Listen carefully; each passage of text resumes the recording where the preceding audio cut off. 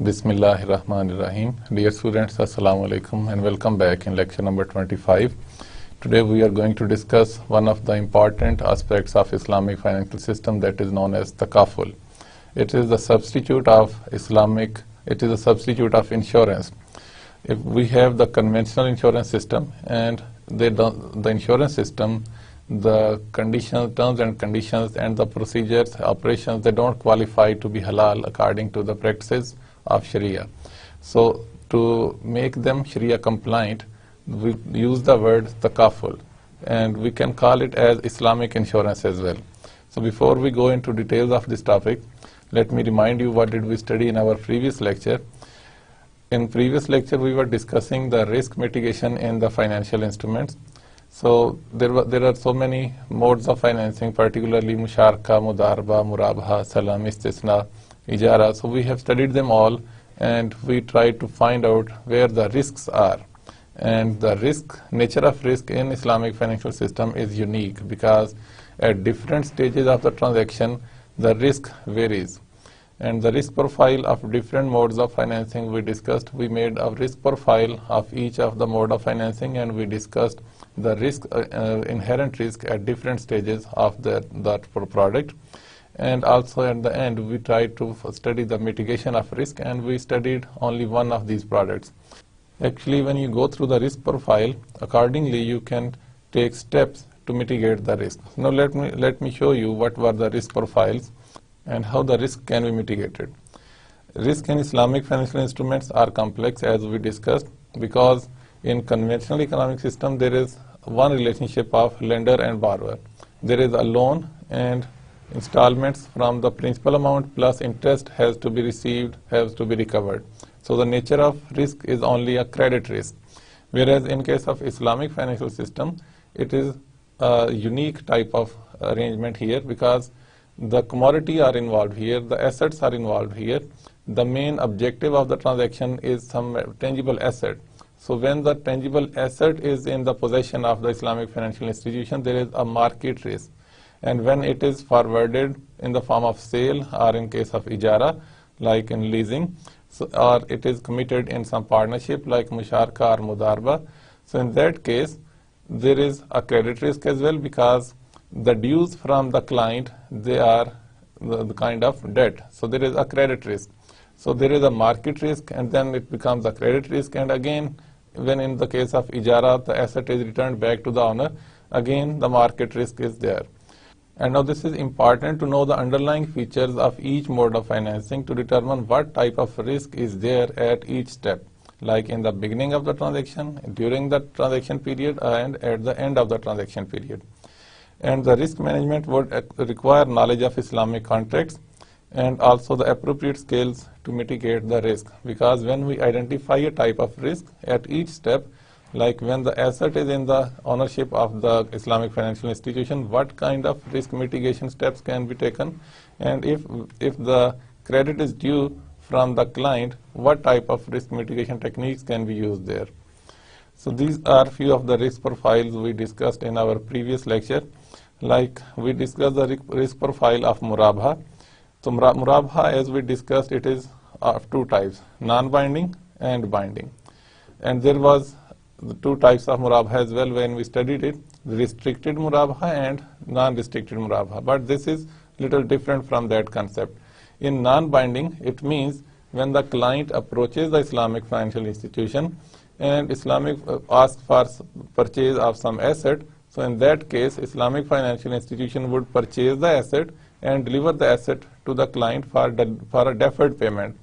But during that period when the Islamic financial institution purchases the asset and then it delivers the asset to the client, so during that time period, if the contract is non-binding, it means the client may refuse to take the delivery. So in that case, the Islamic financial institution is left with the ownership of that particular asset. Now the Islamic financial institution has to dispose it off.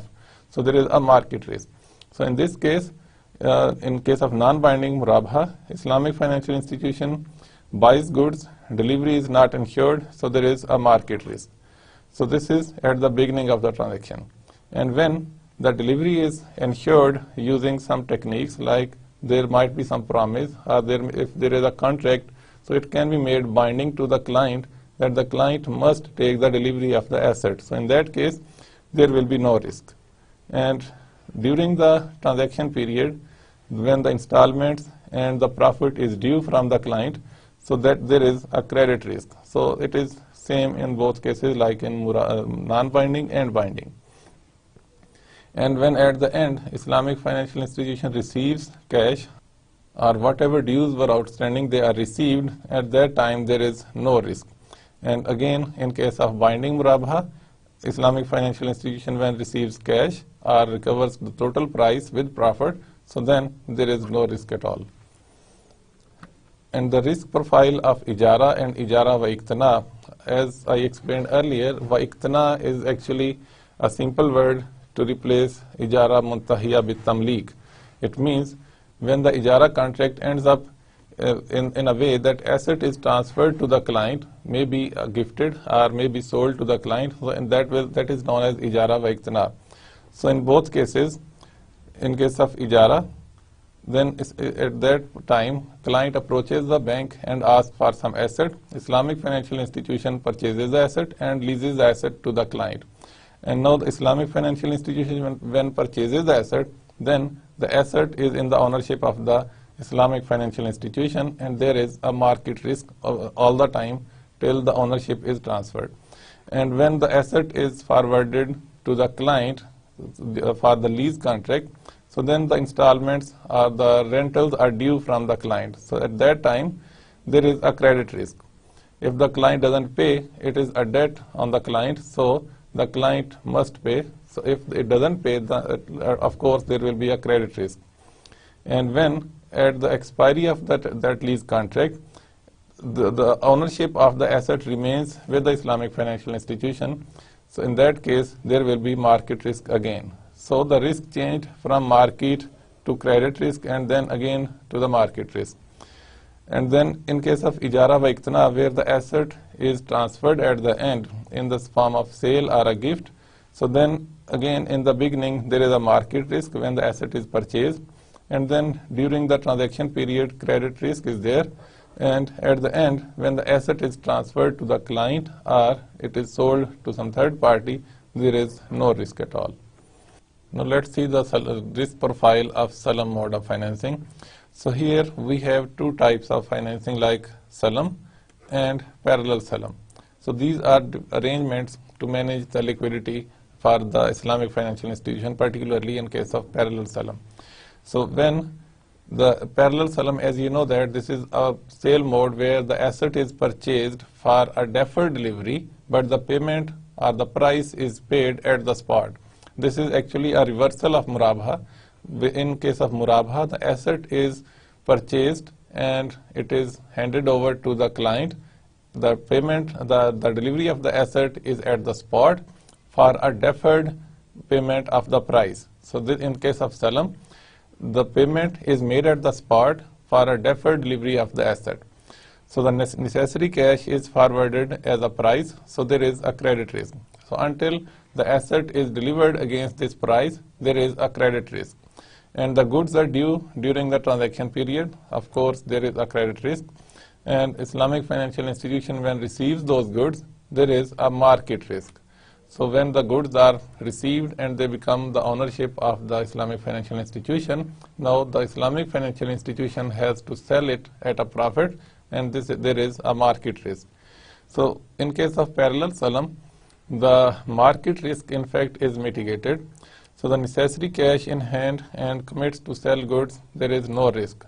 When Islamic financial institution enters into a salam contract, and after that Islamic financial institution may fear that the price of the goods which are being purchased, and price has been paid in advance, the price in future might go down, and there may be a situation that Islamic financial institution might not be able to sell the commodities or the asset at its good price. So whenever they find it proper, they can sell the asset for the deferred delivery with the cash price. So the parallel solemn contract is actually a copy of a solemn contract but with a third party. So in this case, bank becomes the seller and the third party becomes the purchaser. So now you have to keep in mind that the third party must not be a related party to the Islamic financial institution or to the party in the first solemn contract. So here the Islamic financial institution receives the payment in advance for a deferred delivery of the commodities, then there is no risk. And goods are due because in this whole time period, goods are due from the first contractor, and then when those goods are received, then they will be delivered to in case of parallel solemn contract. So in the whole time period, there is a credit risk. And Islamic financial institution, when receives the good, then delivers it to the third party in the parallel solemn contract, and there is no risk. And the risk profile of istisna, so it's again a kind of transaction where sale takes place for a deferred delivery of the commodities. But in this case, price may be paid at the spot, or it may be delayed to some future date, or it may be paid in installments. And it can be tied up with the stages of manufacture of the commodities or the assets. And in this case, the underlying asset is some asset or commodity which needs manufacturing. So in this case, the client approaches the Islamic financial institution for some commodities or the assets which the client needs, and the Islamic financial institution commits the production or the manufacturing of those assets. So Islamic financial institution, by its nature of operations, is not a manufacturer, rather a financial institution. So Islamic financial institution gets those goods manufactured by a third party, so that there is a second contract which is known as parallel solemn contract. So when in case of parallel solemn contract, Islamic financial institution gets the goods manufactured and then it delivers to the client and receives the payment maybe in lump sum or in installment, and it may be tied up with the stages of completion or the manufacture of the goods.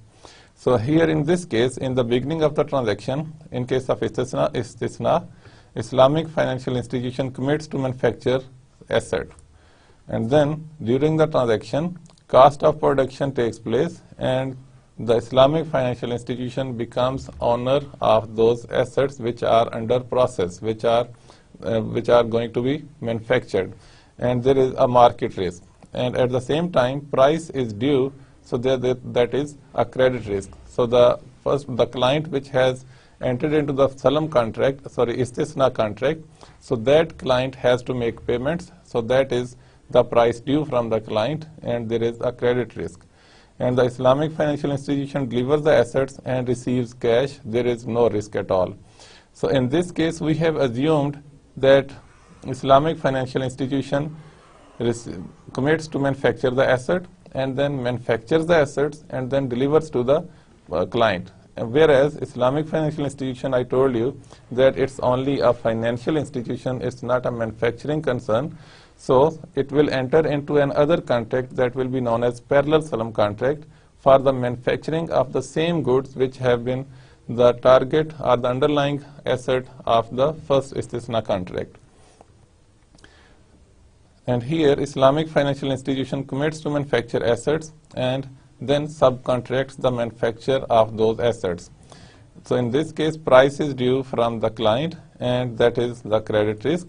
And if the seller delays the delivery or not according to the specification mentioned for the manufacturing or the production of the asset, there is a counterparty risk. Now, if the Islamic financial institution subcontracts the manufacturing of the commodities and the commodities are not prepared according to the specifications mentioned into the contract, or the quality is much below the required quality, so in that case, the goods may not be accepted by the client ultimately, and there is the counterparty risk. Counterparty means the other party or the second party in the parallel solemn contract or the subcontractor. And when the goods are manufactured by the subcontractor and they are delivered to the Islamic financial institution, Islamic financial institution will deliver those goods to the client in the istisna contract, and then cash is received as a price, there will be no risk at all. And the risk profile of Mudarba and Musharaka, as it is clear that in case of Musharaka and Mudarba, capital is committed and there is a partnership arrangement between the Mudarib and the capital provider, what we know as Rabul Mal. So here in this case, there is a third party which may be the Mudarib or maybe the manager of that partnership contract. So that is known as the third party or the counterparty. So here in case of Mudarba, Islamic financial institution invest and buys non-voting shares. When we say buys non-voting shares means that Mudarib is independent to take whatever operations they deem fit.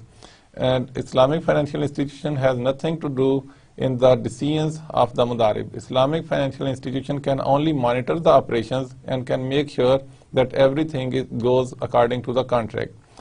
So, and then during the transaction, profits are due and the counterparty risk is there. Maybe the Mudarib may go default or may delay the payments. So in this case, there is a counterparty risk. And at the end, when the Mudarba time period finishes, if it was for a specific project or if it was for a specific time period, so at the expiry of that contract, now the principal amount is due. And that principal amount can be received in the form of a cash or it may be some tangible assets. So if it is received in cash, there will be no risk. But if it is received in some assets, in some tangible assets, so in that case there will be market risk. Then in the case of Musharaka again, Islamic financial institution makes investment. So here they purchase the voting rights, because in case of Musharaka, all the partners, they have a say into the partnership operations, into the business operations. So here the Islamic financial institution can be on the driving seat. They can dictate or they can provide some guidance and they can be the manager of that particular venture. And during the transaction period, if somebody else has been nominated as a manager, so then that manager, the profits and shares or returns are due. So then that manager is being the counterparty, there is a counterparty risk. And at the end of that partnership, when if it is for a specific time period or for a specific project, when it is finished, at that time principal is received in the cash, no risk. If it is received in equity or some tangible assets or maybe some marketable securities, so there will be some market risk. And in case of diminishing Musharaka, again, Islamic financial institution becomes partner and it is more like a Musharaka contract. So here Islamic financial institution purchases the voting rights. IFI has a say into the operations of such kind of businesses. So the only difference between Musharaka and diminishing Musharaka is that in case of diminishing Musharaka, Islamic financial institutions' assets are divided into units and those units are promised by the client to be purchased over a time period. So the client or the other party into that partnership contract or the second partner will keep on purchasing those units, and then finally Islamic Bank's share will become 0%, and the ownership of the asset will be transferred to the client or the other partner. And during the transaction period, profit share or return is due from the counterparty, which is the client or maybe some other partner. So there is a counterparty risk. And then at the end, when the asset is transferred, then asset or equity is transferred to the client. At that stage, there is no risk for the Islamic financial institution. And this was the summary of our previous lecture. So now, thematically, we are moving towards the insurance. When we discuss the risks and how to mitigate those risks, so naturally, there are certain arrangements available in the conventional economic system, and conventionally, there is arrangement of insurance. But when we come towards Islamic arrangements, then we call them as takaful. So after this lecture about takaful, you will be able to understand the concept of insurance and the objections against conventional insurance system, that why we have shifted from insurance to takaful.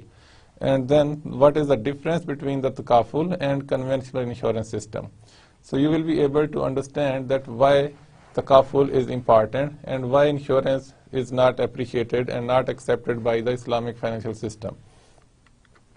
So first of all, what is insurance? Insurance provides the means for people to transfer the burden of uncertainty of financial loss to the insurer for an agreed financial consideration called the premium. So in the finance world, the business person or the businesses, corporations, they avoid uncertainty. For example, they are earning profits for a time period, and then after some time period they will suffer a loss. But they don't like this type of loss. They want consistently profits. The level of profit may be a little lesser, but they don't want to face loss at any stage. So they want to substitute that uncertainty with some certainty. So uncertainty means profits, losses, again profit, again loss. So there is an uncertainty. So that uncertainty might arise through some accidental loss, or it may be from some seasonal losses due to the operations of that business. So maybe the wear and tear of a particular nature for a particular asset, or the nature of operations are such that employees are prone to some accidents. So these type of losses or risks are replaced with some certainty that if even in case of any loss or damage, the loss will be compensated by a third party. And to purchase that certainty, a price is paid. So that price is known as a premium. So against the price of premium, certainty is purchased against the financial losses or any type of losses in the business. The insurer promises to provide financial compensation to the insured should a specified loss occurs. So according to the nature of the loss, insurance can be purchased. Maybe a fire insurance, an accident insurance, or any type of insurance. So for that particular insurance, a premium will be paid. So if that unwanted event occurs, so in that case, the insurance company will compensate that financial loss. And it's an effective risk transfer mechanism by which individuals, organizations, they can exchange the uncertainty of financial risk for the uncertainty of a premium. So this is a mechanism of risk transferring for a price that will be known as premium.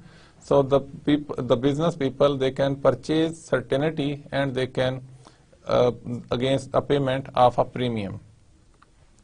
So insurance in fact is an act of taking precautionary measures against possible danger or losses arising out of uncertain events. And Muslim traders also, they used to travel across the continents, and their voyages often faced troubles and incurred losses. To protect them from the possible losses, Arab traders used to insure their caravans in the 2nd century of Islamic era. That is, in the 2nd century, maybe after the 100 after Hijri, Muslim traders, they used to create a pool of fund where the possible losses or damages of the accidents were compensated out of that pool of fund, and that mechanism was quite similar to that of insurance. And then if the Muslim traders are used to do such type of practices, then what was difference between the practices of those Muslim traders and what is wrong in the operations of the conventional insurance system? So let's see what are the objections here. So scholars view the insurance contract as an exchange contract. Money is exchanged for money over a time. So as we know that riba, definition of riba is that when we exchange same kind of things, same commodities over a period of time with difference in their qualities or quantities. So this is again something like that premiums are being paid for some time period, and then at the end cash is received against those payments. So this is exchange of money against money over a time period with different levels or the quantities of that cash. And in the conventional insurance system, there is a problem of gharar, which means uncertainty, which leads to maisar, which means gambling. And in investment aspects, there is riba. Like whatever the pool of fund has been created through the premiums received in conventional insurance system, those funds, they are invested in some interest-bearing deposits or in some activities which are not Sharia compliant. So there are elements of uncertainty which we call as gharar, which is not allowed in Islamic financial system, and then there is gambling, which has been prohibited, and then there is interest, which is also not allowed in Islamic financial system, and investment profit belongs to the company. And at the end, whatever is the earning of that company, of that insurance company, goes to the shareholders or the owners of the company. So let's discuss the uncertainty aspect in the conventional insurance system. Conventional insurance contract is basically a contract of exchange. That is, you pay a premium, you pay premiums over a time period, and then at the maturity of the contract you receive again a cash. And that is buying and selling, whereby policy is sold as goods with the premium as the price of the consideration. The consideration must be certain for exchange contract. Whereas in case of under the Sharia contract, a valid contract will be that where the underlying asset is sure and it is in the possession of the seller. But here there is an imaginary event, that is a loss or a risk, and a price is paid to purchase the certainty, which is again an imaginary concept. So here price is paid and price is received. And then the gharar in insurance contract pertains to deliverability of subject matter, that is uncertainty as to whether the insured will get the compensation promised and how much the insured will get, when will the compensation be paid. So all these questions, they have to be answered, and we can't find the exact answer. Like in case of any unwanted event occurs, so then the insured, so there is a question that whether the insured will get the compensation as promised, and how much amount is paid to the insured, and when it will be paid. So these answers, they are not correctly answered, and the exact amounts, they are also not known. And thus it involves an element of uncertainty in the subject matter of the insurance sales contract, which renders it void under the Islamic laws. When we are talking about the Islamic laws, we have to be specific and we have to be very much correct while talking or while designing any terms of condition of the contract. And the concept of Maisar, which is gambling, insurance is a contract upon speculation. Good faith forbids either party for concealing what he or she privately knows to draw the other into a bargain from his ignorance of the fact and his believing to the contrary. So this was said by Lord Mansfield in 1766 in the very beginning of all these products like insurance or other conventional economic system. So there is a concept of concealing the facts. For example, the party seeking insurance, they might hide some concepts, they might hide some facts of the assets or the nature of that uncertainty. For example, if it is a health insurance, then the party seeking insurance might conceal the fact that there is some serious medical problem with the client, but still they conceal it and they ask for insurance and they pay a price, and the unwanted event occurs because they knew that there is a health problem, and in case of any asset, if they insure the asset, then at the same time they knew that there is some hidden problem, there is some basic problem in the asset, and at any time the accident might occur. So that fact is concealed from the insurance company, and then insurance is taken. So there is concealment. So there is concept of gambling, and the insured loses the money if the unwanted event doesn't occur. If the uncertainty which has been removed with certainty, if that event doesn't occur, the premiums paid will not be recovered, and the company will be in deficit if the claims are higher than the funds, than the premiums received by the clients. So when there are so many claims for a particular company, the funds are not sufficient in that case, so the company might go default. But nowadays the insurance companies, they have arranged reinsurance mechanism where if the company is lacking in funds, they can receive the funds from the reinsurance company. And as you know that Allah has permitted trade and has forbidden riba, whereas the funds generated in the insurance operations, the premiums received, those funds are invested into the deposits, are invested into the securities, the interest-bearing securities, and interest income is derived from that. So you can see here we have the profit and loss account of the State Life Insurance Corporation of Pakistan for the year ended December 31st, 2011. So you can see here the investment income not attributable to statutory funds, return on government securities. So what are the government securities? They are the bonds and maybe any other type of commercial document. So these bonds are the debt securities. The income here is interest income. So the return on government securities is interest, and then interest income on loans and advances to the employees or agents. To their employees and agents, the State Life Corporation provides loans, maybe a cheaper loan than the bank. So here again there is an interest income. You can see here for the 2011 and 2010. And then interest income on bank deposits. So if they have some surplus amount with them, they will deposit it with the banks and they will earn interest income. So as you can see, these operations, they are not Sharia compliant. So there is an aspect of interest income in the operations of the insurance companies, so which makes them illegal or haram according to the Islamic financial system. And if we summarize the differences, you can see here that in conventional insurance system, the principles, the issue is the organization's principle, so the profit for the shareholders. This is their objective in case of conventional insurance system. Whereas in case of takaful, when we come to know the details of takaful, you will see that this is a cooperation, this is a mutual help. So there is mutual help for the participants.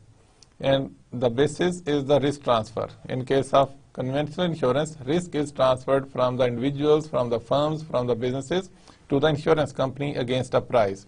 So the risk is transferred, whereas in case of takaful, risk is shared where many people, they create a pool of fund, and out of that pool of fund, losses are compensated. And that pool of fund is actually donations. It may be known as Waqf fund. It may be known as participants special account fund. And then value proposition is that profit maximization, and whereas in case of takaful, affordability and spiritual satisfaction, because we have to help each other, we have to cooperate in the society, and the societal well-being is the objective here.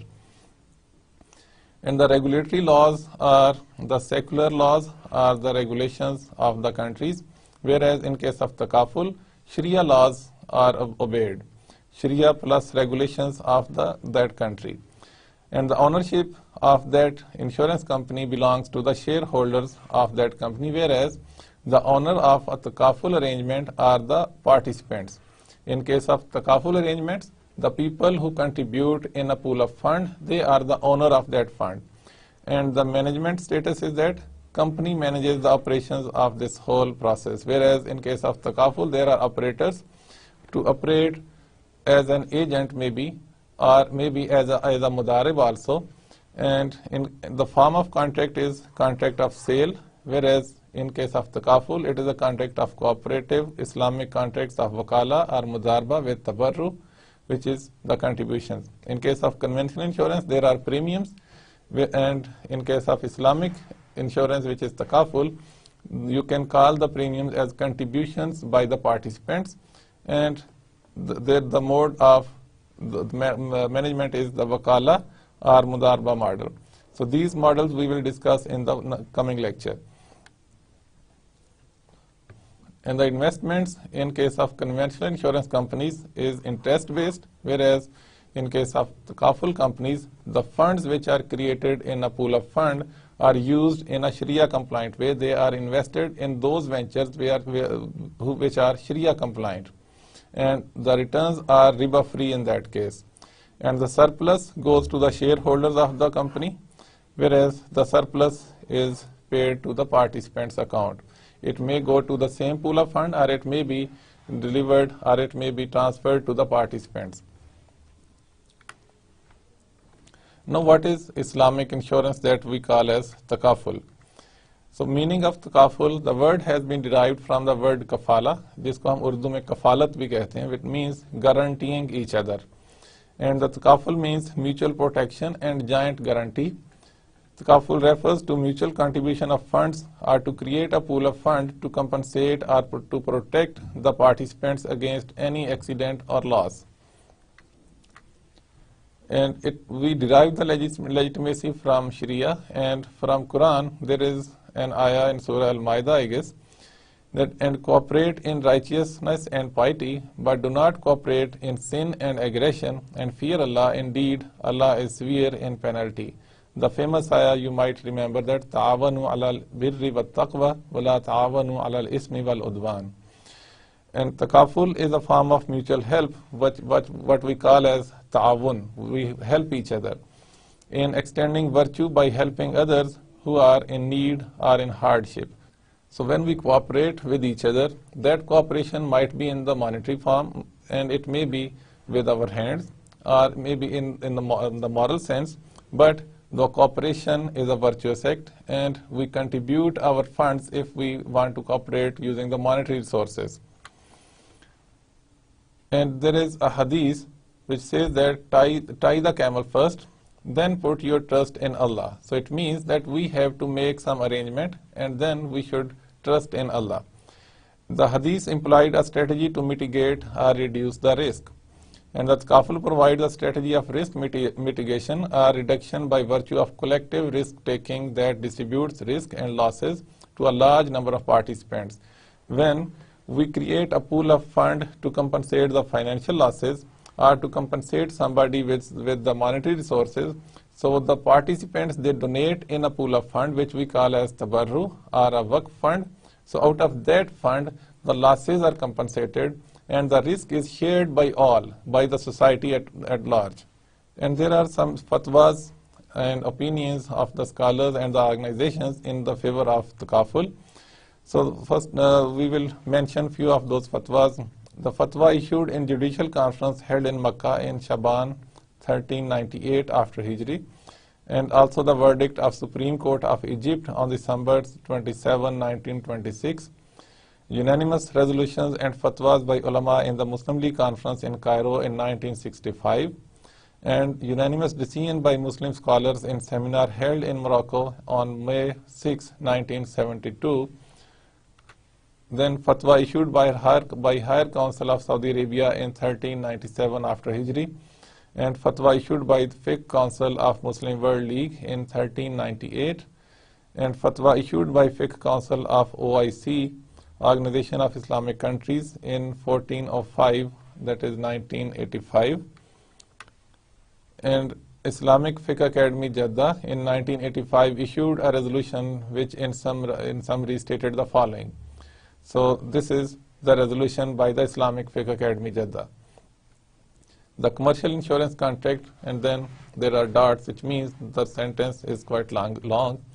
So, but in short, you can see that the commercial insurance contract is prohibited or haram according to Sharia. The alternative takaful contract, which conforms to the principles of Islamic dealings, is halal, being the contract of cooperative insurance, which is founded on the basis of charitable donation and Sharia compliant dealings. So it means that in case of takaful, when we share the risk and we compensate each other, it is a virtuous act, and it is allowed, and it is Sharia compliant. And one of the famous Islamic scholar, Dr. Yusuf Al-Qaradawi from Egypt, has given his fatwa saying that our observation that the modern form of insurance companies and their current practices are objectionable Islamically doesn't mean that Islam is against the concept of insurance itself. Not in the least. It only opposes the means and methods. So Dr. Yusuf Qaradawi has said that the concept of insurance itself is not objectionable, but the operations or the mechanism devised by the insurance companies is objectionable. So if other insurance practices are employed which don't conflict with Islamic forms of business transactions, Islam will welcome them. So when we make the operations Sharia compliant of these insurance companies, so we can say that Islamic insurance mechanism may be called as takaful. And there was a decision by the Council of Islamic Ideology of Pakistan in 1983 that the contract of insurance in all its forms is unlawful, corrupt, false, prohibited, and promulgatable. So despite the fact that the Council of Islamic Ideology has given this decision, still the insurance companies, they are allowed to operate, whereas their operations are not Sharia compliant, and our governments and the regulatory bodies, they are not concerned for that. But nowadays, recently, the Takaful companies have started their operations in Pakistan, and there are quite a few companies operating in Pakistan. The basic principle behind Takaful is that the fortunate many helping the unfortunate few. So the unfortunate may be the victims of disasters like earthquake, disaster, or there is terrorism going on in the country, or any event which results in damages of lives and the properties, and we may call them as the unfortunate, and the fortunate few which are rich and they can help the poor as well. So the concept of Takaful is that fortunate many help the unfortunate few. Now let's discuss some features of Takaful. Firstly, the participation into Takaful fund must be performed with utmost sincerity in order to help those faced with difficulties. So the intention to participate into Takaful is that you are going to help each other, not like in the conventional insurance where you participate and you pay premiums hoping a large sum of amount at the end of that contract. And every policyholder would pay his or her subscription in order to assist those who need assistance. And any member or participant suffering a catastrophe or disaster would receive a certain sum of money or financial benefit from a fund, as also defined in the pact, to help him meet the loss or damage. So the subscribers of the funds in case of Takaful, the people who contribute into the pool of fund, those people are eligible for the compensation of losses. So like maybe we can say that the members of that pool of fund will be compensated for their losses in the case of Takaful. And mutuality and cooperation is the key in case of Takaful, with the intention that we get together to help each other. We want to share the risk of each other. The Takaful contract is about the donations, the tabarruat, whereas in case of conventional insurance, muadat is the word of exchange, of contract of exchange of cash maybe. Practically, the people, they are paying premium in a hope for receiving some cash at the end of the contract. And payments made with the intention of tabarru, which is a contribution, that is a donation, a charity, which eliminates the element of gharar, maisar, and riba. Because there are no hidden intentions, there are no hidden agendas. People, they want to create the fund to help each other, so there is no concept of gambling or uncertainty or the concept of riba. But that pool of fund will be used for the investment purposes by the operators of that fund, and those investments must comply the Sharia rulings. And the different mechanisms are adopted by the operators, that is wakala or mudarba. In case of wakala, the operators of that arrangement of Takaful, they will charge a fee for their services, whereas in case of mudarba, they will invest the fund created by that Takaful operation, and that fund is used as mudarib by the operators. And then when the profits are generated, those profits are shared between the fund and the Takaful operator, and the profit, the share of the fund is transferred back to the fund. And the joint guarantee or indemnity amongst participants are a shared responsibility. And the constitution of separate participants Takaful fund or participant special account, which is again a feature that the contributions by the clients, they are divided into two parts, that is participants personal account and the Waqf account or the participants special account. And there is constitution of Sharia supervisory board for each Takaful operation for the Takaful operators, and the investments must be Sharia compliant. And the main drivers of Takaful are piety, that is what we know as taqwa, the individual purification with the intention to help each other, the brotherhood with the intention to help your brother in case of any difficulty or a loss, and then whatever contributions are made for the Takaful, the tabarru with the intention to help each other. They are known as tabarru, or it is a charity to guarantee the mutually against any kind of damage or loss, and with the intention of the community well-being as opposed to profit maximization in case of conventional insurance. Now the most important part is the takaful model. So first of all, we will discuss the wakala model. So a wakala model is that when the operator charges a fee for this whole arrangement of takaful, where they invite, where they offer different services, different products to cover different types of damages for the maybe for the property, for the vehicle, for the valuables, for the health, or for the life. So in that case, for each type of services, they will invite participants, and for this arrangement, for this service, they will charge a fee. This is known as wakala model. So cooperative risk sharing occurs among participants, where a takaful operator earns a fee for services as a wakil or as an agent, and doesn't participate or share in any underwriting results, as these belongs to participants as surplus or deficit. So they don't provide any type of guarantees like any underwritings, that in case of losses, if the claims are more than the funds, they cannot provide any guarantee that the claims must be compensated even if the funds they have been finished. So such type of guarantees in wakala model, they are not allowed. And then under the wakala model, the operator may also charge a fund management fee and performance incentive fee. So the fee can be charged under the wakala model. So this is the model here, that all the contributions received from the participants, for example, in case of health insurance, maybe the monthly contribution or quarterly contribution is 10,000 rupees, and in case of some property insurance, the monthly contribution may be the quarterly contribution, let's suppose the quarterly contribution, it may be 20,000. For different types of insurances, contribution amounts will be different, and accordingly they will be distributed to wakala fee and to the tabarru contribution. So here is the tabarru contribution in case of wakala model, and the operator they will charge a fee.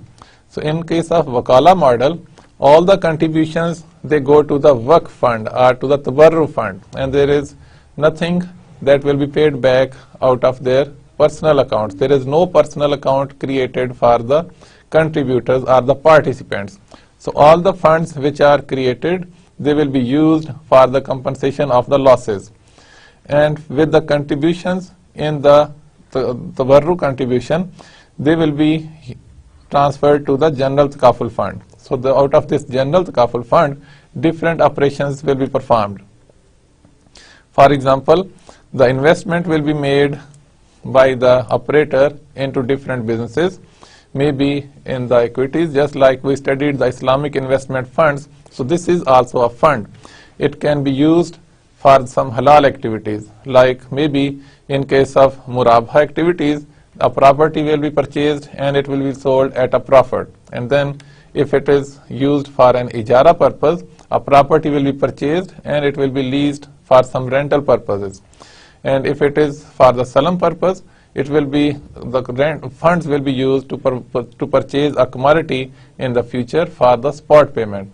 And there might be arrangements of musharaka and mudarba as well, where this fund will be the capital of the operator, or this general takaful fund will be used as a capital and to initiate any type of partnership, maybe musharaka or mudarba, to undertake any type of business. So that investment into any type of business will earn some profit or it will suffer some losses. So if it earns a profit, it will be paid back or it will go back to this takaful fund. So it will increase with the profits. But if there is a loss, that loss will also be taken out from this general takaful fund. And out of this takaful fund, there will be different claims onto it. It will be deducted with different types of claims, like there will be a claim if any accident occurs. So the participant which paid for this whole process, they will be compensated against their claim. If the accident takes place or if fire takes place or any unwanted event takes place, in that case claims will be filed to the Takaful company, and the Takaful company will analyze it, and they will find it that is there any truth, and if it is a genuine event, the Takaful company will compensate the losses. And there might be some expenses associated with these services, and those expenses will be deducted.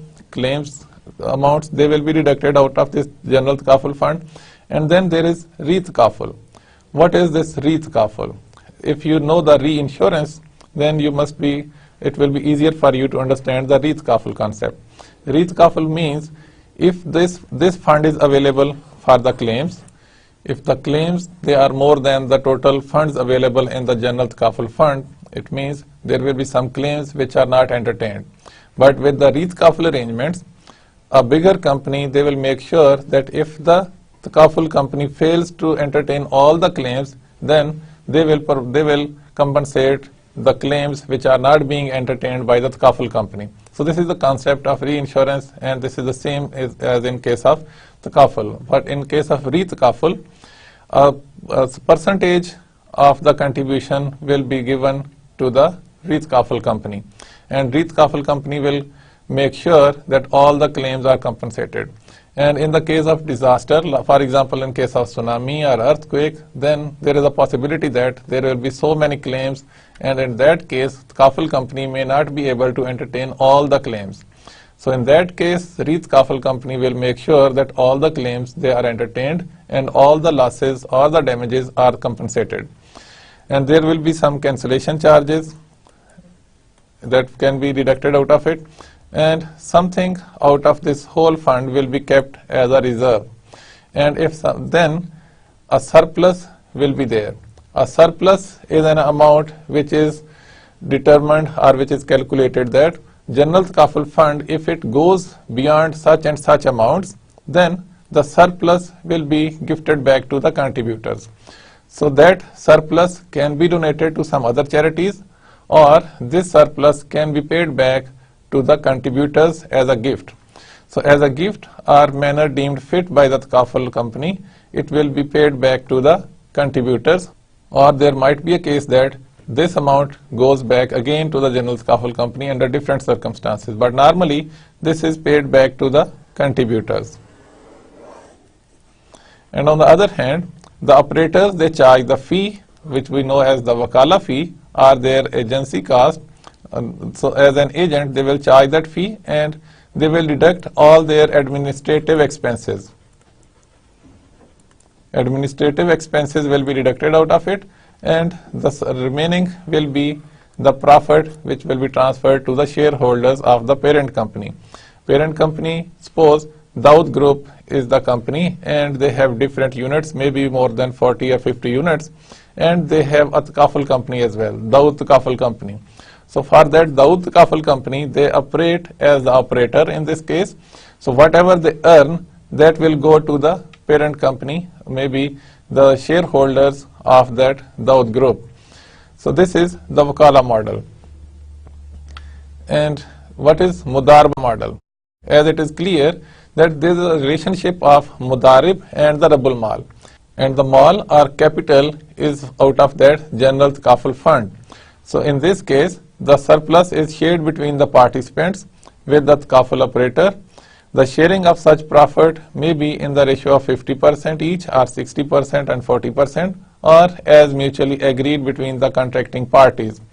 Generally, these risk-sharing arrangements allow the Takaful operator to share in the underwriting results from operations as well as the favorable performance result on the invested premiums. So here, this model will make it clear to understand what is the Mudarba model. So in this case, contributions received by the participants, they are divided into two parts. One is their personal account, that is participants account. Just like any account we open into any Islamic financial institution. So we deposit our funds into that account. Actually, we are investing into those accounts if we are having an account into Islamic financial institution. And then another part is distributed or contributed to the participant's special account, which we may call as the Tabarru account or a Waqf account.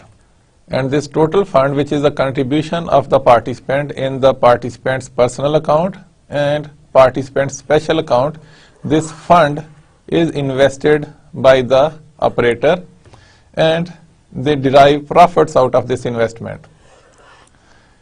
And according to the agreement, a portion of profit as per agreement of the participant and the takaful operator goes to the shareholders' funds. So that suppose 30% of the profit goes to the shareholders' fund and the 70% goes back to this fund. So the 70% will be distributed among the participant's account and the participant's special account according to the proportion. For example, if this fund is 70% and this fund is 30%, so the 70% of this profit goes into the participant's account and 30% of this profit goes into the Waqf account. And both of these accounts, they are treated differently. And both of these accounts, they are treated differently because the nature of accounts, they are different. In the participant's personal account, it is simply a deposit, just like the account in any bank account, as a bank account. And here, the dealing will be different. From the participant's personal accounts, the participants, they can withdraw their amounts at any time and maybe fully or partially. And then automatically, if any participant dies, the total amount into his or her personal account will be given back to their descendants, to the heirs, to the sons or the daughters, or to the legal descendants of that deceased person. And if somebody quits from this whole contract, and his share will be paid back to the participant. And then at the time of maturity for that particular policy, if it was a takaful arrangement for a fire takaful for the property and the duration for that transaction was for 10 years, so at the end of 10th year, this amount which has been deposited into the participant's personal account will be paid back to the depositor, to the participant, along with the profit. So whatever profit has been earned into this account will be proportionately given to the participant. Whereas this part, that is participant's special account, which is a donation from the participant, is treated differently, and out of this account all types of claims, they are entertained. If there is any damage to the property or if any unwanted event which was covered or which was the subject matter of the contract, if that happens, if it is compensated, so that claim amount will be deducted out of this Waqf account. And then re-takaful arrangement, if takes place, re-takaful expenses will be paid out of this account, and then something will be kept as a reserve into this account. And then if something is still left into this account, or if the balance goes beyond a certain level, there are not many claims. So if the level goes beyond a certain level, reserves are there, and then the surplus can be paid back to the participants. So under these arrangements, you can see that participants will be entertained against their claims, and the damages will be compensated out of the takaful fund or the Waqf fund. And to increase the level of funds, contributions will be more than the Waqf fund, because you can see here the contributions by the clients, they are divided into two parts. One is the participant's special account or the Waqf account, and one is the participant's account. The objective to have that participant's account and to receive an added amount, like not only into the Waqf account but into their respective accounts, the objective is to arrange more and more capital. So with that capital, an investment will take place and profits will be earned, and with the profits, they will not only increase the personal accounts of the contributors, but also they will increase the Waqf account. And from that Waqf account, all the claims, expenses and the reserves will be kept. And then if the reserves, they reach at a certain level, beyond that the surpluses will be paid back to the participants. And on the other hand, the takaful operator, on the basis of mudarba, because they operate this fund, they invest this fund on the basis of mudarba, they will share the profits according to the agreement between the participants and the takaful operators. So here we suppose that they share the profits on the 70% for the fund and the 30% for the takaful operators. So from this 30%, the takaful operator, they will deduct all their administrative cost, and the profit will be transferred to the shareholders of that company. And the interesting part here is that the participants, they are the owners of this whole operation. Whereas in case of insurance company, the shareholders, they are the owners of that insurance company, and the participants are the policy holders. They are simply the clients, and they have no say into the operations of that company. Whereas in this case, the participants are having the voting rights into it. They can have their say, and they can participate into the decision-making process of the takaful operators. And this was all about our today's lecture.